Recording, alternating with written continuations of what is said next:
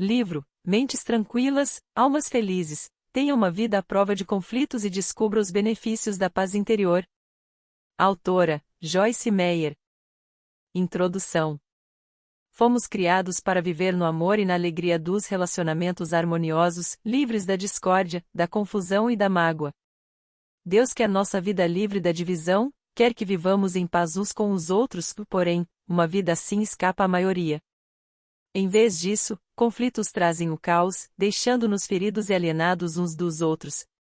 Conflitos acabam com nossos casamentos, tornam nossas crianças amargas, afastam nossos amigos e colegas, dividem nossas igrejas, arruinam nossa saúde, roubam a paz de mentes e corações. Não estou isenta desses problemas. Minha vida e meu ministério já correram risco de destruição por causa de desentendimentos. Oro para que o leitor possa abrir os olhos e enxergar com mais clareza os efeitos destrutivos da discórdia em nossa vida e que não só os perceba, mas que sobretudo os enfrente. Jesus nos deu sua paz para nossa proteção. Devemos então somente acalmarmos-nos em que a paz seja o juiz a cada situação. Êxodo 14:14, Colossenses 3:15. Devemos buscar a paz com perseverança e atuar como bem-aventurados pacificadores. Salmos 34:14, Mateus 5:9. A palavra de Deus traz maravilhosas promessas para os pacíficos, incluindo Salmos 37:37. Considere o íntegro, observe o justo, há futuro para o homem de paz. Pense nisso. Se você é uma pessoa de paz, se aprender a resistir ao conflito e à discórdia, experimentará alegria. Deus diz que seus filhos herdarão a retidão, a paz e a alegria.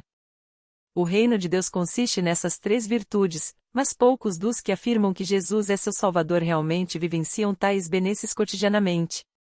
Satanás trapaceia, mente e ludibria os cristãos por intermédio da ignorância ou da nossa falta de disposição para aplicar o conhecimento que detemos. Sabemos que precisamos vestir toda a armadura de Deus para derrotar o demônio em cada uma de suas estratégias e trapaças. Efésios 6:10-18. Se quisermos vivenciar a bênção e o poder de Deus, devemos resistir às tentações do demônio para suscitar discórdia. Devemos estar a postos, porque o diabo anda ao redor como leão, rugindo e procurando a quem possa devorar. 1 Pedro 5:8. Se os problemas de relacionamento têm tomado conta de sua vida, este livro é para você. Se hoje se indaga por que não vivencia o poder espiritual em sua vida e em seu ministério, apesar de estar servindo a Deus e dando o melhor de si, este livro é para você. Se fica confuso ao perceber que não está recebendo as bênçãos que Deus promete a seus filhos, este livro é para você. Aqui vamos explorar a razão pela qual muitos de nossos relacionamentos são o oposto do que Jesus prometeu, discorrendo sobre o que podemos fazer para desfrutar da vida que Deus quer para nós. Na primeira parte, você aprenderá a reconhecer a discórdia para que possa, por sua vez, resistir a ela. Na segunda parte, descobrirá como curar seus relacionamentos problemáticos. E na terceira parte aprenderá como liberar o poder e a bênção de Deus em sua vida. Ao fim de cada capítulo, você encontrará uma seção com um pequeno resumo e uma reflexão.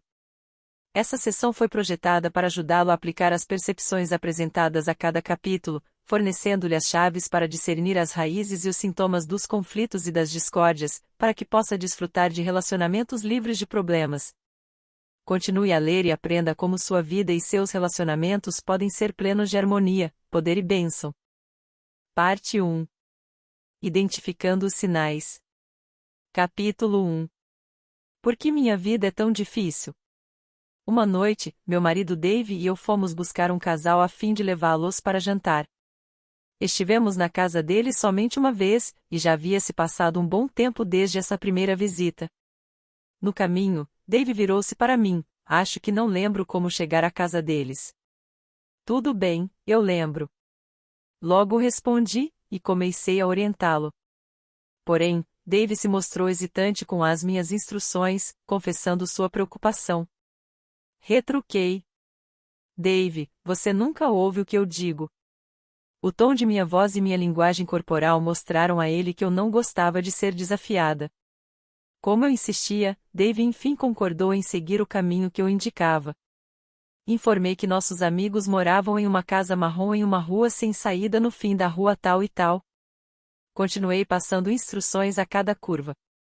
Quando nosso carro entrou na rua na qual eu acreditava ficar a casa, percebi uma bicicleta largada na calçada e exclamei: sei que essa é a rua certa, porque me lembro daquela bicicleta da última vez que estivemos aqui. Seguimos até o fim da rua. Adivinha? Não havia casas marrons. Não havia ruas sem saída. Eu estava totalmente enganada. Gostaria de poder dizer que esse foi um incidente isolado, mas não posso. Eu instaurei o caos em minha vida e em meus relacionamentos por muitos anos. Era uma pessoa muito difícil de se conviver, estava sempre em conflito com algo ou alguém. Passei a amar Deus, renasci, fui batizada no Espírito Santo e recebi um chamado para ser ministra em tempo integral, mas ainda guardava muita mágoa e muita raiva. Cresci em um lar bastante violento e raivoso, e toda a minha infância foi marcada por medo, embaraço, vergonha.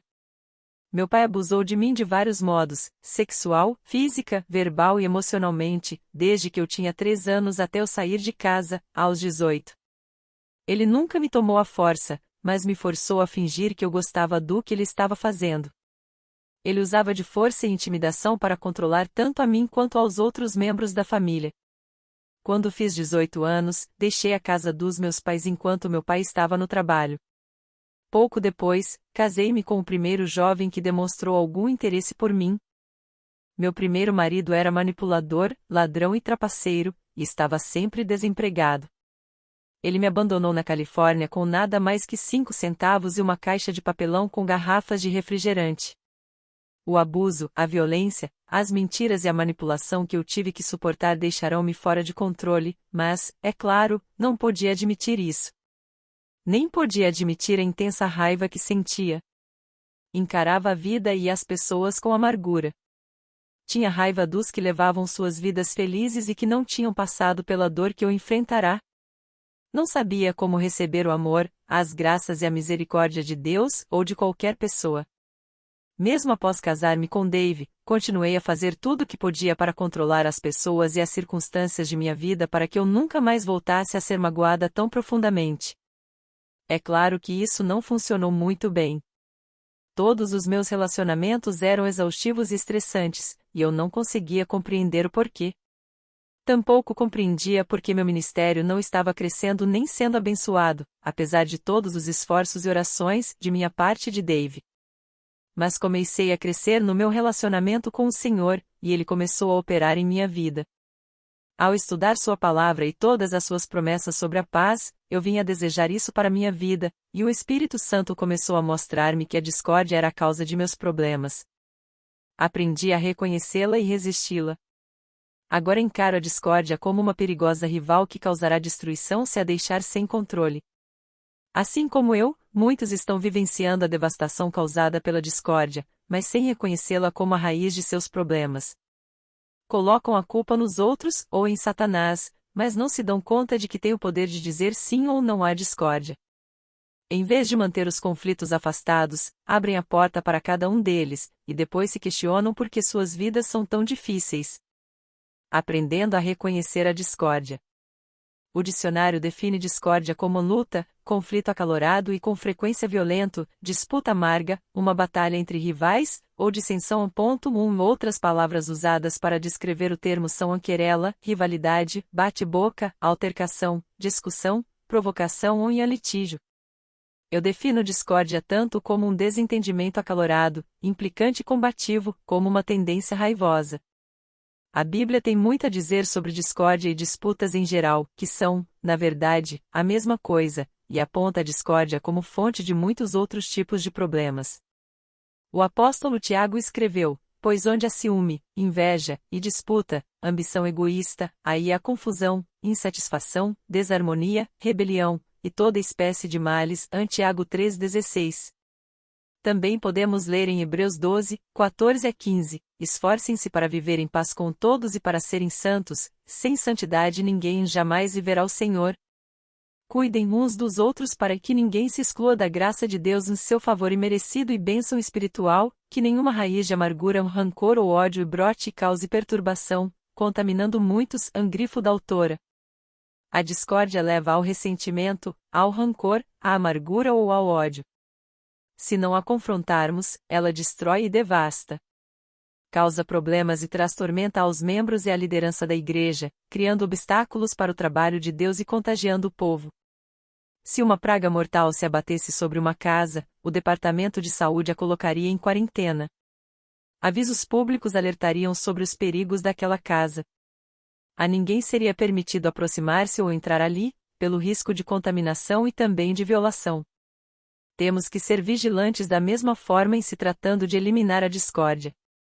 Eis porque é tão importante aprender a identificar os sintomas da discórdia, incluindo orgulho ou postura defensiva, amargura, ódio, julgamento e crítica, trapaça e mentiras, raiva, rebelião, inquietação, medo e negatividade. Sempre que nos entregamos a qualquer um desses sentimentos, abrimos a porta para a discórdia e convidamos a destruição a entrar. A discórdia mata. Ela mata a cura, as bênçãos, a prosperidade, a paz e a alegria. A discórdia não é só um problema entre pessoas, é frequentemente um problema interno de uma pessoa. O que se passa em seu interior? Sua atmosfera interna é pacífica ou tensa? A discórdia pode afetar primeiramente suas atitudes. Uma vez ouvi por acaso uma mulher reclamando do serviço postal e da agência dos correios. Após ouvi-la falar sobre entregas atrasadas, pacotes extraviados e do custo da postagem, eu pensei, a raiva dessa mulher roubou-lhe a paz e a alegria. Enquanto continuasse tão irritada com os correios, jamais teria prazer em ir a uma agência. Só falar sobre isso já a deixava irritada. Damos acesso à discórdia muitas vezes em questões menores, algo que realmente não faz muita diferença. Por exemplo, uma amiga faz um comentário passageiro sobre nosso novo corte de cabelo, observando que preferia o anterior, e nos sentimos ofendidas com isso. Porém, em vez de conversar sobre isso com a amiga e ficar em paz, ou estender a graça, preferimos repetir e repetir as palavras em nossa cabeça, alimentando nossa raiva, e desse modo permitindo que a discórdia entre em nossa vida. Continuamos a nos submeter à discórdia, e, quando nos dermos conta, estaremos constantemente raivosos. A discórdia geralmente chega em nossa vida por meio de uma pessoa, mas nem sempre é assim. Algumas vezes, nosso conflito pode ser com um lugar. Há muitos anos, comprei um vestido em uma loja e o vestido se desfez logo depois. Quando tentei devolvê-lo, o vendedor recusou-se a recebê-lo de volta. Fiquei bastante irritada porque sentia que fora injustiçada, e falei a todos que encontrava sobre essa loja e seu péssimo serviço aos clientes. Eu desencorajava com firmeza a todos que quisessem ouvir a comprar nessa loja. A cada vez que passava em frente a ela, enquanto caminhava pelo shopping, começava a me sentir irritada. Se estivesse com alguém, passaria a repetir a história e a ficar cada vez mais irritada. Deus começou a mostrar-me que eu deveria perdoar aquele vendedor e ainda a loja por sua política que não atendia às minhas necessidades. Esse foi um novo nível de aprendizado para mim em relação ao perdão. Eu sabia sobre perdoar pessoas, mas não lugares. Aprendi que manter uma discórdia com um lugar é tão perigoso quanto manter uma discórdia com uma pessoa. A única diferença é que um lugar não tem sentimentos, mas o impacto na pessoa em discórdia é igualmente destrutivo. Se falhamos em reconhecer e resistir à discórdia, ela envenena nossas atitudes e começa a afetar negativamente todos os nossos relacionamentos na escola, no trabalho, no lar e na igreja. E o que é pior, frequentemente nem fazemos ideia de como o problema começou ou o que fazer em relação a ele. Esse é o caso de uma mulher que veio falar comigo após um de meus encontros. Ela me contou que, depois de ouvir-me pregar sobre a discórdia, havia adquirido toda a coleção de ensinamentos sobre o assunto e começara a estudá-lo. Disse que sua família tinha um longo histórico de conflitos e divórcios, com o irmão odiando o irmão, filhos odiando seus pais. Na noite em que ela me escutou, Deus lhe revelou a causa dos relacionamentos turbulentos que caracterizavam sua família. Eles haviam falhado em resistir à discórdia.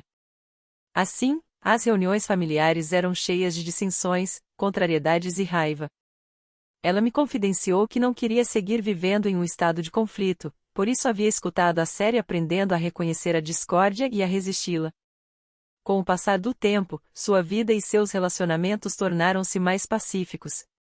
Não só isso, ela ainda compartilhava o que havia aprendido com muitos de seus parentes, e eles também haviam aprendido a fechar a porta para a discórdia e para o conflito.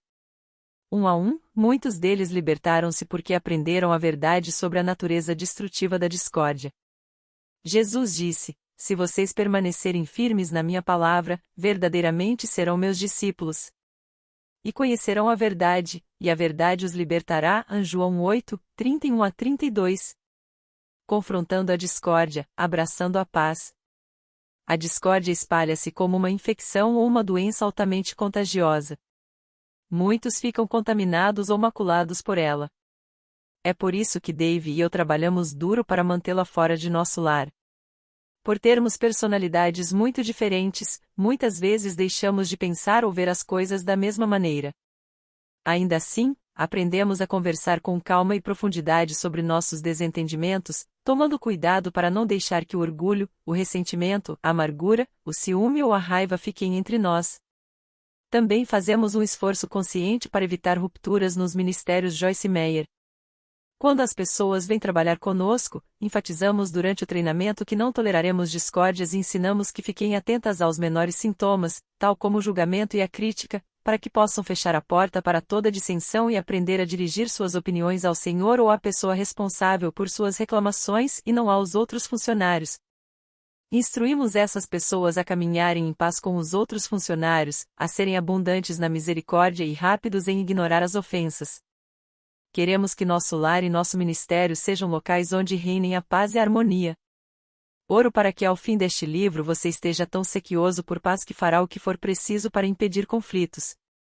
Se você tiver que lutar por alguma coisa, lute para evitar a discórdia. Seja diligente. Recentemente recebi uma carta de um casal que havia comparecido a um encontro que dirigimos na Flórida. Eles contavam que, ao longo dos primeiros 27 anos de vida de casados, os conflitos marcaram seu relacionamento. Apesar de serem cristãos que amam um ao outro, nunca haviam conseguido a paz em seu relacionamento. Eles implicavam um com o outro, discutiam e não conseguiam se entender. Conheciam bem a verdade de Provérbios 17:1, melhor é um pedaço de pão seco com paz e tranquilidade do que uma casa onde há banquetes e muitas brigas. Ironicamente, estavam envolvidos com um ministério de aconselhamento para casais em sua igreja, ainda que eles mesmos vivessem sob condenação porque não conseguiam fazer em suas vidas o que ensinavam os outros a fazer. A carta dizia: "Conseguimos mudar graças a seus ensinamentos sobre a discórdia. Nós sequer sabíamos qual era o nosso problema. Mas agora sabemos, e por conta dessa revelação podemos viver em vitória." A discórdia não tem que destruir sua vida. Se você quiser caminhar em vitória, faça como esse casal fez. Não é tarde demais. Aprenda a reconhecer o espírito da discórdia e confronte-o, recuse-se a ser combustível para ele, para que você possa merecer a retidão, a paz e a alegria que são suas por direito, como filho e filha de Deus. Resumo e reflexão. Para vivenciar relacionamentos pacíficos e harmoniosos, temos que lembrar que a vitória sobre o conflito e a discórdia requer que nos engajemos em uma batalha espiritual. Efésios 6:12 diz: "Pois a nossa luta não é contra seres humanos somente com oponentes físicos, mas contra os poderes e autoridades, contra os espíritos mestres que são os dominadores deste mundo de trevas, contra as forças espirituais do mal nas regiões celestiais e sobrenaturais." 1. Defina a discórdia com suas próprias palavras. 2. Todos já passamos por situações cheias de tensão e conflito. Descreva os sintomas de uma discórdia. No lar, na igreja, no ambiente de trabalho, em outra situação. 3. Pense nas relações nas quais você sofre, tanto em casa, com pais e irmãos, cônjuge e filhos, como no trabalho. Peça a Deus para mostrar onde as seguintes características da discórdia abriram a porta para um conflito específico nesses relacionamentos. O que foi que você disse ou fez que foi motivado por orgulho? Você estava na defensiva? Você fez questão de dar a última palavra? Estava mais interessado em fazer valer seu ponto de vista do que em aprender a perspectiva de Deus sobre a questão? Amargura. Você usou frases como você sempre, ou a você nunca, que são sintomas de amargura interior. Ódio. Julgamento e crítica. Você atribuiu a outra pessoa motivações ou intenções quando não era possível saber de verdade o que se passava no coração dela? Você fez julgamentos de outras maneiras. Trapaça e mentiras. Você compreendeu equivocadamente a situação do ponto de vista de outra pessoa, ou você formou sua opinião sem saber todos os fatos? Você formou sua opinião com base em fofoca? Você mentiu ou distorceu a verdade de algum modo? Raiva. Inquietação. Você disse alguma coisa motivado por preocupação ou por ansiedade? Medo e negatividade. Você disse ou fez alguma coisa motivado por medo ou negatividade? 4. Você está em discórdia consigo mesmo? Descreva como uma das características acima se relaciona com seus pensamentos ou como você enxerga a si mesmo. 5. De que forma a discórdia trouxe devastação e destruição para sua vida? 6. Como sua vida mudaria se você buscasse curar seus relacionamentos conturbados e resistir à discórdia? Senhor, ajuda-me a reconhecer a discórdia e a aprender como resistir a ela. Ajuda-me a enxergar a chegada do espírito da discórdia bem antes que ele instaure o caos em meu lar e em minha vida. Dá-me a graça para que eu nunca fomente o espírito da discórdia em minha vida ou na vida dos outros. Amém. Capítulo 2. Eu estou certo e você está errado. Você alguma vez já esteve absolutamente convicto de que estava certo sobre alguma coisa? Sua mente parecia ter arrumado um armazém de fatos e detalhes para provar que você estava certo e no fim você estava errado. O que você fez? Admitiu o erro ou ficou insistindo em achar uma maneira de defender sua posição? No passado, quando meu marido e eu estávamos assistindo a um filme ou programa de televisão, muitas vezes discutíamos sobre que atores ou atrizes estavam desempenhando os papéis de tal ou tal personagem. A mim parecia que Dave achava que Henry Fonda havia desempenhado metade dos papéis de todos os filmes. Olha, ele exclamava ao começarmos a assistir a um filme na televisão, Henry Fonda está nesse filme. Esse não é Henry Fonda, eu respondia, e começávamos a discutir e a implicar um com o outro. Ambos estávamos com tanta vontade de ter razão que insistíamos em ficar acordados por mais tempo do que deveríamos, somente para poder conferir os créditos finais e jogar um na cara do outro, eu não disse? Por que querer tão desesperadamente ter razão? Por que é tão difícil admitir estar errado? Por que é tão importante assim vencer em um desacordo? Por muitos anos eu sofria de baixa autoestima e, para ter alguma confiança, tinha que estar certa o tempo todo. Então eu discutia e fazia esforços tremendos para provar que estava certa. Sempre havia alguém me desafiando, e eu vivia frustrada, tentando convencer as pessoas de que eu sabia do que estava falando. Foi somente quando minha identidade se enraizou em Cristo que comecei a vivenciar liberdade nessa área.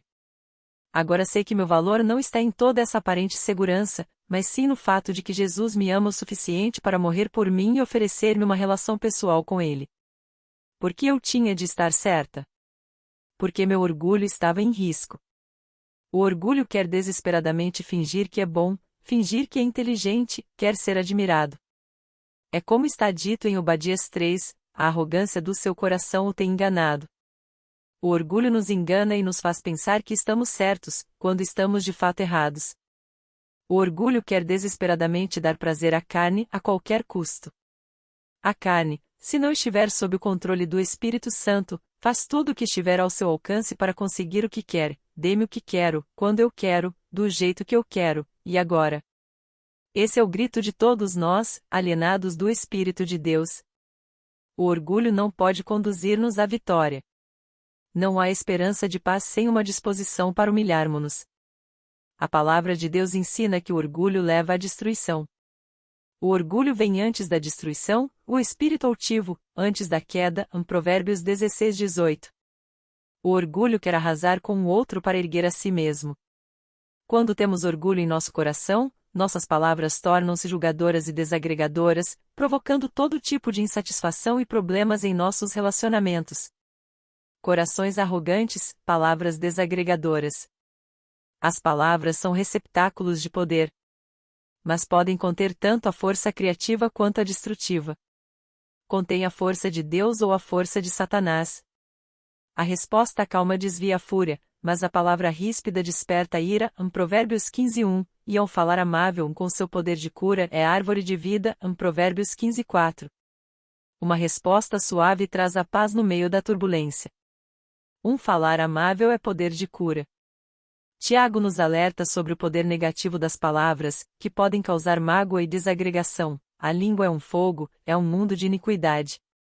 Colocada entre os membros do nosso corpo, contamina a pessoa por inteiro, incendeia todo o curso de sua vida, sendo ela mesma incendiada pelo inferno. Geena, Tiago 3:6.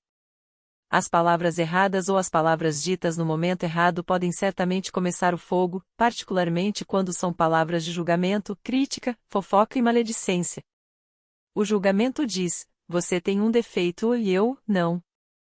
Um exemplo da destruição causada pela arrogância e pelo julgamento pode ser encontrado em Lucas 18, 10-14.